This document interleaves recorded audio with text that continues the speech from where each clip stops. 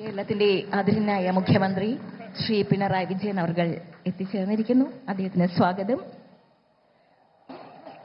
On behalf of people of Kerala, we extend our respectful greetings and a warm welcome to the Honorable Prime Minister on the land of Thiruvananthapuram. തിരുവനന്തപുരത്തിന്റെ മണ്ണിലെത്തിയ ഭാരതത്തിന്റെ പൊന്നോമനപുത്രൻ പ്രധാനമന്ത്രി ശ്രീ നരേന്ദ്രമോദിജിക്ക് ഹൃദയപൂർവ്വമായ സ്വാഗതം, ആദരപൂർവ്വമായ അഭിവാദ്യങ്ങൾ. I request Honorable Minister of State for Railways and Jal Shakti, Shri V. Somana, to welcome and felicitate our Honorable Prime Minister by presenting a memento. I would request the other dignitaries on the dais to kindly join the Honorable Ghana.